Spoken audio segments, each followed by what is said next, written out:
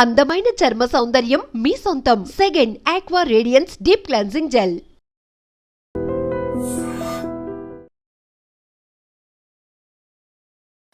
నమస్కారం, welcome to I dream. నేను మీ రమ. ప్రస్తుతం మనతో పాటు ఉన్నారు ప్రముఖ ఆధ్యాత్మికవేత్త సుభాష్ శర్మ గారు. గురువుగారితో మాట్లాడి మన సందేహాలు నివృత్తి చేసుకుందాం. నమస్కారం గురువుగారు. శ్రీమాత్రే నమమ్మ. గురువుగారు, ప్రతి మాసంలోనూ మనకు ఏకాదశి వస్తూ ఉంటుంది. ప్రత్యేకంగా ఈ ఆషాఢ మాసంలో వచ్చే ఏకాదశికి ఎందుకంత విశిష్టం? తొలి ఏకాదశిగా పిలుచుకుంటాము. సో దాని యొక్క ప్రత్యేకత తెలియజేయండి గురుగారు. తప్పకుండా తెలియజేస్తానమ్మా. ముందుగా ప్రేక్షకులందరికీ శ్రీమాత్రే నమ, శ్రీ గురుభ్యో నమ. జ్ఞాని నామ్నపి చేతాంసి దేవి భగవతీ హిస బలాయ కృషమోహాయ మహామాయ ప్రయశ్చతి. సంవత్సరానికి మనకు 24 ఏకాదశులు ఉంటాయి. అందులో మనకు ఆషాఢ మాసంలో వచ్చేటటువంటి ఏకాదశి పరమ పవిత్రంగా భావన చేసుకుంటాము. దీనిని శయన ఏకాదశి అని చెప్పేసి, తొలి ఏకాదశి అని చెప్పేసి, ప్యాలాల ఏకాదశి అని కూడా పిలుస్తూ ఉంటాము. అయితే ఇక్కడ ఈ ఏకాదశి ప్రాధాన్యత ఏంటి అంటే, సాక్షాత్తు విష్ణుమూర్తి సృష్టి స్థితిలయకారకులు ముగ్గురు మనకు. అందులో విష్ణుమూర్తి పోషణాకారకుడు అని చెప్పడం జరుగుతుంది. అందులో ఈ విష్ణుమూర్తి యొక్క ప్రాధాన్యత ఈ సమస్త సృష్టి మీద పోషణాభారాన్ని మనకు ప్రసాదించేటటువంటి వాడు విష్ణుమూర్తి. ఆ విష్ణుమూర్తి శయన ఏకాదశి ఎందుకంటే ఆ విష్ణుమూర్తి యోగ నిద్రలోకి వెళ్ళిపోతాడు. ఇక్కడ నిద్ర అనేసరికి అందరికీ ఏమర్థమవుతుందంటే, భగవంతుడు కూడా పడుకుంటే మన సృష్టిని కాపాడేది ఎవరు అనేటటువంటి ఆలోచన వస్తుంది. ఇక్కడ భగవంతుడి యోగ నిద్ర అనేటటువంటిది వేరే, మామూలు మనుషులు కానివ్వండి, వేరే వాళ్ళు కానివ్వండి, నిద్రపోయేటటువంటి వ్యవస్థ వేరే. ఇందులో 2 దశలు ఉంటాయి. యోగ నిద్ర దశ అనేటటువంటిది వేరే, మామూలు నిద్ర అనేటటువంటిది వేరే. స్వామివారు ఎప్పుడూ కూడా యోగ నిద్రలోకి ఎందుకు వెళతారు అని అంటే గనక, మనము అనేక టెంపుల్స్కి వెళ్తూ ఉంటాము. అనేక దేవాలయాలకు వెళ్ళేటప్పుడు మనము ఎన్నో రకాలైనటువంటి కోరికలు కోరుకుంటాము, ఎన్నో రకాలైనటువంటి మొక్కులు మొక్కుంటాము, భగవంతుణ్ణి అర్చిస్తుంటాము, పూజిస్తూ ఉంటాము. మనలో ఉన్నటువంటి నెగిటివ్ని ఏదైనా స్వీకరిస్తుంది అని అంటే కనుక ఒక పాజిటివ్ ఎనర్జీ స్వీకరిస్తుంది. ఆ పాజిటివ్ ఎనర్జీ ఎక్కడ ఉంటుంది అంటే దేవాలయంలో ఉంటుంది. అందుకే మనము ఏదైనా దేవాలయానికి వెళ్ళేటప్పుడు మన మనసు ప్రశాంతంగా ఉంటుంది. ఏవి పడితే అవి ఆలోచనలు చేయడానికి కూడా భయపడుతూ ఉంటాము. బికాజ్ ఎందుకు అంటే ఇది ఒక పాజిటివ్ ఎనర్జీకి సంబంధించిన కేంద్రం.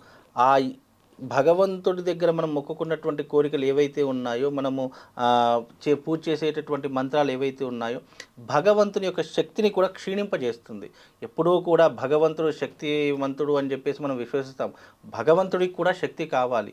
ఆ శక్తి ఎలా వస్తుంది అని అంటే కనుక, శివస్య హృదయం విష్ణు విష్ణుశ్చ హృదయం శివం అని చెప్పేసి ఒక శ్లోకం చెప్తూ ఉంటాము. అంటే ఆ విష్ణుమూర్తి ఎప్పుడూ కూడా యోగ నిద్రలోకి 4 నెలల పాటు వెళతాడు.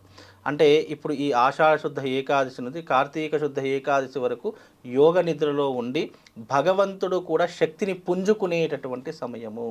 ఆ శక్తిని పుంజుకునేటటువంటి సమయంలో, శక్తిని ఏకీకృతం చేసే సమయంలో ఆ భగవంతుడు విష్ణుమూర్తి యోగ నిద్రలోకి జారుకునేటటువంటి సమయాన్ని శయన ఏకాదశి అంటారు. మళ్ళీ కార్తీక శుద్ధ ఏకాదశి రోజు మళ్ళీ మేలుకొంటాడు అని చెప్పేసి మనకు శాస్త్రం అనేటువంటి తెలియజేసింది. ఈ ఏకాదశి తర్వాతనే మనకు అనేక పండుగలు ప్రారంభమవుతాయి.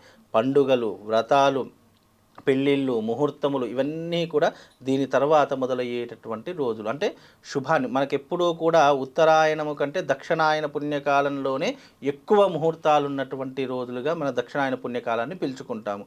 అందుకే ఈ దక్షిణాయన పుణ్యకాలం అనేటటువంటిది పండుగలకు, వ్రతాలకు, నోములకు శుభాన్ని ఇచ్చేటటువంటిదిగా మనం భావన చేసుకుంటాము. అలాగే ఈ యొక్క ఏకాదశి పూర్తిగా విష్ణుమూర్తికి అంకితం చేయబడినటువంటి రోజు. ఆ రోజు నుండి చాతుర్మాస దీక్షలు అనేటటువంటివి ఆరంభాన్ని చేసుకుంటారు. ఎలాగైతే మనం అయ్యప్ప దీక్షలు తీసుకుంటామో, ఎలాగైతే మనం అమ్మవారి మాలను వేసుకుంటామో, అలాగే 4 నెలల పాటుగా చాతుర్మాస దీక్షలు అనేటటువంటి ఆరంభమవుతాయి. అయితే ఈ చాతుర్మాస దీక్షలలో కూడా ఎన్నో రకాలైనటువంటి నియమాలు ఉంటాయి, ఎన్నో రకాలైనటువంటి పద్ధతులు ఉంటూ ఉంటాయి. ఇక్కడ విష్ణుమూర్తి యొక్క అవతారం ఎంత గొప్పది అని అంటే గనక, ఈ యొక్క తొలి ఏకాదశి రోజు నుండే సమస్తమైనటువంటి శుభముహూర్తాలు ఎలాగైతే మొదలవుతాయో, సమస్త శుభాలనిచ్చేటటువంటి విష్ణుమూర్తి కూడా ఆ చాతుర్మాస దీక్షలో ఎవరైతే ప్రారంభం చేసుకుంటారో, ఎవరైతే స్వామివారి యొక్క దీక్ష తీసుకుంటారో వాళ్ళకు ఇప్పుడే కాదు ఎప్పటికీ కూడా ఆ స్వామివారి రక్షగా ఉండి నిరంతరము వాళ్ళని రక్షిస్తాడని చెప్పేసి నమ్మకంతో, విశ్వాసంతో ఈ దీక్ష అనేటటువంటిది తీసుకుంటారు. అలాగే ఏకాదశి వచ్చింది అంటే చాలామంది తెలిసినటువంటి విషయమే. ఉపవాస దీక్ష అనేటటువంటిది ఎక్కువగా ఆచరణ చేస్తూ ఉంటారు. ఇక్కడ ఉపవాస దీక్ష అంటే అర్థం ఏంటి అంటే గనక ఏకభుక్త భోజనం. అంటే ఏకభుక్త భోజనం అంటే ఒకే పూట అన్నం తినడము. మిగతా సమయాలలో పాలు పళ్ళు అలాంటివి తీసుకునేటటువంటి పద్ధతులని ఏకాదశి అని అంటూ ఉంటాము. అంటే ఒకే పూట భోజనం చేసేటటువంటి దాన్ని. అలాగే చాలామంది వితండవాదం ఏం చేస్తారంటే, గురువుగారు ఏకాదశి రోజు అన్నం తింటే ఏమవుతుంది, నేను ఇన్ని రోజుల నుంచి అన్నం తిన్నాను కదా, మరి నాకు ఏమీ కాలేదు కదా అని చెప్పేసి వితండవాదం చేస్తున్నారు. అంటే శాస్త్రము తెలిసినటువంటి వ్యక్తులకు చెప్తే అది అర్థమవుతుంది. అయితే దీనికి కూడా పురాణంలో ఒక కథ కూడా ఉన్నది. అది ఏంటి అంటే, బ్రహ్మదేవుడి యొక్క వీపు భాగం నుండి 2 చెమట చుక్కలు నేల మీదకి పడి అవి వరి మొక్కలుగా మొలిసాయి. వరి మొక్కలుగా మొలిసేసరికి అక్కడ ఏం జరిగిందంటే, ఆ 2 రాక్షసులు ఇద్దరును కూడా అంటే రాక్షసులుగా అవతరించారు. ఆ ఇద్దరు రాక్షసులు ఏం చేశారంటే, బ్రహ్మదేవుడి దగ్గరికి వెళ్ళి, బ్రహ్మదేవ, మేమైతే నీ వెనక వీపు భాగం నుండి చెమట చుక్కలుగా నేల మీదకి పడి రాక్షసులుగా అవతరించాము, కాబట్టి మాకు నివాసం ఉండడానికి ఏదైనా ప్రదేశం చూయించండి అని చెప్పేసి బ్రహ్మదేవుడిని వరం కోరుకుంటారు. అయితే అప్పుడు ఆ బ్రహ్మదేవుడు బాగా ఆలోచించి, ఎవరైతే ఏకాదశి రోజున భోజనాన్ని అంటే వరికి సంబంధించినటువంటివి అన్నానికి సంబంధించినటువంటి భోజనాలు చేస్తారో ఆ భోజనంలో మీరు రాక్షస రూపకంగా ఉండండి అని చెప్పేసి బ్రహ్మదేవుడు ఆ రాక్షసులకు వరం ఇచ్చాడంట. అందుకే ఏకాదశి రోజున భోజనము చేస్తే ఏమవుతుంది అని అంటే కనుక, ఆ తినేటటువంటి అన్న పదార్థాలు రాక్షసుడు కొలువై ఉండి అది మన శరీరంలోకి వెళ్ళిన తర్వాత ఏమవుతుంది అని అంటే కనుక, అవి క్రిములుగా మారి అనేక రోగాలను దారితీసేటటువంటి విధంగా మన శరీరాన్ని మలిచేస్తుంది. అందుకే ఏకాదశి రోజు భోజనం చేస్తే ఏమవుతుందంటే, అప్పటికి ఏమీ కాదు, కాకపోతే అది శరీరంలోకి వెళ్ళిన తర్వాత రోగాన్ని పెంచుతుంది. అందుకే ఏకాదశి రోజున భోజనం చేయకూడదు అని చెప్పడం జరిగింది. అది శాస్త్ర ప్రామాణికం. కాబట్టి ఈ ఏకాదశి అనేటటువంటిది పరమ పవిత్రంగా విష్ణుమూర్తికి అంకితం చేశాం. ఆ రోజున విష్ణుమూర్తికి పేరు మీదుగా ఉపవాస దీక్షను వహించుకొని ఆ రోజున స్వామివారి తులసి దళాలతో అర్చన చేయాలి. ఏకాదశి వచ్చింది అంటే అందరికీ ఒక మంచి విషయం చెప్తాను. ఈ ఏకాదశి ఎంత పవిత్రమైంది అని అంటే గనక, విష్ణుమూర్తిని ఆరాధన చేయడానికి, లక్ష్మీదేవి మన ఇంట్లో కొలువై ఉండడానికి ఇది ఒక అద్భుతమైనటువంటి రోజుగా చెప్పుకోవచ్చు. ఎవరికైతే జీవితంలో అనేక రకములైనటువంటి ఆర్థిక ఇబ్బందులు ఉన్నాయో, ఎవరికైతే జీవితంలో అనేకమైన రోగ సమస్యలు ఉన్నాయో, శత్రు భయాలు ఉన్నాయో, వాళ్ళందరూ కూడా ఈ తొలి ఏకాదశి రోజున ఒక నియమం పట్టుకోండి. ఎప్పటి వరకు? ఈ యొక్క ఆషాఢ శుద్ధ ఏకాదశి నుంచి కార్తీక శుద్ధ ఏకాదశి వరకు 4 నెలల పాటుగా నేను వాళ్ళకు ఒక మంత్రం చెప్తాను. ఆ మంత్రాన్ని గనక వాళ్ళు 4 నెలల పాటుగా చేస్తే గనక, ఆ తర్వాత వాళ్ళ జీవితంలో రుణ సమస్యలు కానీ అప్పుల సమస్యలు కానీ తీరిపోయి వాళ్ళు జీవితాంతము అష్టైశ్వర్యాలతో తులతూగుతారట. అది ఏంటి అంటే గనక, ఓం శ్రీం హ్రీం శ్రీ మహాలక్ష్మీ నమః అనేటటువంటి మంత్రాన్ని రోజుకు 108 సార్లు చేసుకోండి. ఓం శ్రీం హ్రీం మహాలక్ష్మీ నమః అనేటటువంటి మంత్రాన్ని ఉచ్చారణ చేసుకుంటే గనక ఆ లక్ష్మీదేవి వాళ్ళ ఇంట్లో తిష్ట వేసి కూర్చుంటుంది. ఇక ఆర్థిక సమస్యలకు కానీ డబ్బుకు కానీ వాళ్ళకు లోటు ఉండదు. వాళ్ళకు ఎలాంటి ఆర్థికపరమైనటువంటి ఇబ్బందులు రావు. అలాగే రోగ సమస్యలు రుణ సమస్యలతో ఉన్నవారు కూడా ఈ మంత్రాన్ని ఉచ్చరించడం ద్వారా రోగాలు మన దాకా రాకుండా ఉంటాయి. ఎందుకంటే ఈ యొక్క ఆషాఢ తొలి ఏకాదశి ఏదైతే ఉంటుందో అది భగవంతుని ప్రసన్నం చేసుకోవడానికి కాకుండా మనలో ఉన్నటువంటి చైతన్యాన్ని పెంచుకోవడానికి కూడా. ఇప్పుడు భగవంతుడు ఎలాగైతే శక్తి కోసం తపస్సు చేయడం మొదలుపెట్టాడో, మనం కూడా అదే మార్గం గుండా వెళ్ళి ఆ స్వామివారిని అర్థించి ఆ స్వామివారి యొక్క మంత్రం చెప్పుకుంటూ వెళ్తే మనకు కూడా శక్తి అనేటటువంటిది ఉత్పన్నమవుతుంది.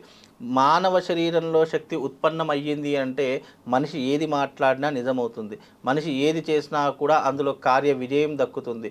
అలాగే మనిషి ఏది చేసినా కూడా అందులో ఆయన యొక్క ప్రత్యేకత కనిపిస్తుంది. అందుకే ప్రతి ఒక్కరికి శక్తి అనేటటువంటిది కావాలంటే ఇలాంటి గొప్పనైనటువంటి రోజులలో ఇలాంటి మంత్ర ఉచ్చారణ చేసుకుంటే కనుక మనకు తెలియకుండానే మన శరీరంలో ఒక శక్తి అనేటువంటిది ఉత్పన్నమై మనల్ని ఎప్పుడూ కూడా ప్రొటెక్ట్ చేస్తూ ఉంటుంది. ఎలా అంటే ఉదాహరణకు చెప్తాను. ఇప్పుడు ఉదాహరణకు భారీ వర్షం పడుతుందమ్మా, వర్షాన్ని ఆపే శక్తి మన దగ్గర లేదు. కాకపోతే వర్షం మన మీద పడకుండా మనం ఒక ప్రొటెక్షన్ లాంటిది ఏర్పరచు. ఒక గొడుగో ఒక రెయిన్ కోటో ఒక కార్లో కూర్చుంటే మన మీద వర్షం పడకుండా మనము ప్రొటెక్టెడ్లా చేసుకోవచ్చు. అలాగే మంత్రం యొక్క గొప్పతనం ఏంటి అంటే, ఇది సృష్టి కోసమో లేదా పక్కనున్న వాళ్ళ కోసమో లేదా వేరే వాళ్ళ కోసమో కాకుండా మనల్ని ఉద్ధరింపజేసుకోవడానికి, మనం ఎప్పుడూ కూడా ఆరోగ్యంగా ఉండడానికి, అష్టైశ్వర్యాలతో ఉండడానికి ఇలాంటి మంత్రం మనం చేసుకున్నాము అంటే కనుక మన జీవితం మనం ఉద్ధరింపజేసుకున్న వాళ్ళం అవుతాం. కనుక ఈ మంత్రాన్ని ఈ యొక్క ఆషాఢ శుద్ధ ఏకాదశి నుంచి మొదలు పెట్టండి. 4 నెలల పాటు నిరంతరం చేసుకుంటూ ఉండండి. తప్పకుండా అనుకున్నటువంటి కోరికలు ఏవైనా సరే అవి తప్పకుండా జరిగే తీరుతాయమ్మ. అంత గొప్పనైనటువంటిది ఈ ఏకాదశి. గురువుగారు ప్రత్యేకంగా ఈ ఏకాదశి రోజు ఈ దైవాన్నే కొలవాలి, ఈ నైవేద్యమే పెట్టాలి, ఇలా ఏమన్నా ఉంటుందా గురువుగారు? తప్పకుండా ఉంటుందమ్మా. ఎందుకంటే ఇవన్నీ కూడా చాతుర్మాస దీక్షకు సంబంధించినటువంటివి. అలాగే ఈ విష్ణుమూర్తికి అంకితం చేయబడినటువంటి రోజులు కాబట్టి విష్ణుమూర్తికి ఇష్టమైనటువంటి నైవేద్యం తీపి పదార్థాలు, పాయసం లాంటివి కానివ్వండి, పరమాన్నం లాంటివి కానివ్వండి, తీపి పదార్థాలు స్వీట్ లాంటివి కానీ, దద్దోజనం, పులిహోర, చక్కెర పొంగల్ ఇలాంటి ప్రసాదమైన స్వామివారికి మనం పెట్టవచ్చు. కానీ ఏది పెట్టినా అందులో తప్పకుండా తులసీ దళం అనేటటువంటిది ఉంచాలి. తులసీ దళం లేనటువంటి నైవేద్యం విష్ణుమూర్తికి అస్సలు ఎక్కదు. కాబట్టి నైవేద్యంలో తప్పకుండా తులసీదనం అనేటటువంటిది పెట్టాలి. స్వామివారి ఆరాధించేటటువంటి వాళ్ళు, చాతుర్మాస దీక్షలో ఉన్నటువంటి వాళ్ళు తప్పకుండా నియమ పద్ధతులు పాటించాలి. అంటే నేల మీద పడుకోవాలి, సాంసారికమైనటువంటి జీవితానికి దూరంగా ఉండాలి. ఉదయకాలం సూర్యుడు ఉదయించక ముందే మనం స్నానాది క్రతువులన్నీ చేసుకొని పూజ చేసుకొని రెడీగా ఉండాలి. అలాగే సాయంకాలం ఈ చాతుర్మాస దీక్షలను ఉదయకాలం సాయంకాలం 2 పూటలా స్నానమాచరించాలి. దీనికి విధి విధానాలు పద్ధతులన్నీ కూడా ఆయా ప్రాంతం వాళ్ళు చేసుకునేటటువంటి అవకాశాలు ఉంటాయి. కనుక ఇది చాలా ప్రత్యేకమైనటువంటిది. ఇక్కడ నుండే పండుగలన్నీ మనకు ప్రారంభమవుతాయి. కాబట్టి ఈ తొలి ఏకాదశి ఎవరైతే ఆచరణ చేసుకుంటారో వాళ్ళకు అష్టైశ్వర్యాలు, సుఖ సంతోషాలు, భోగభాగ్యాలు అన్నీ కలుగుతాయమ్మా. గురువుగారు ఇప్పుడు ఏకాదశి రోజు ఉపవాసం ఉంటారు కదా, ఆ ఉపవాస విరమణ అనేది అదే రోజు చేయాలా లేదంటే మరుసటి రోజు చేయాలా గురువుగారు? అయితే చాలామంది ఏమనుకుంటారంటే మన సనాతన ధర్మంలో 12 దాటింది అంటే రోజు చేంజ్ అయిపోయింది, ఇక ఉపవాస దీక్ష వదిలివేయచ్చు, రాత్రి 12 అయిందంటే భోజనం చేసుకోవచ్చు అని చెప్పి చాలామంది భ్రమపడుతూ ఉంటారు. కానీ ఉపవాస దీక్ష నియమం ఏంటి అంటే కనుక ఈరోజు సూర్యోదయం అయ్యింది అని అంటే కనుక ఇవాళ ఏకాదశి ఉంది, మళ్ళీ ద్వాదశి వచ్చేంత వరకు మనం ఉపవాస దీక్షను చేయాలి.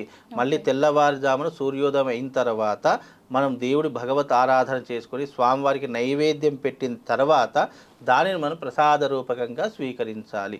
అప్పుడు దాని యొక్క నియమం అనేటువంటి పూర్తయిపోతుంది. ఉపవాస దీక్షను వదిలివేసేసి ఎప్పటిలాగానే భోజనాది క్రతువులు, అల్పాహారాలు, టిఫిన్ల లాంటివి చేసుకోవడానికి అవకాశం ఉంటుందమ్మా. ధన్యవాదాలు గురువు. శ్రీమాత్రే.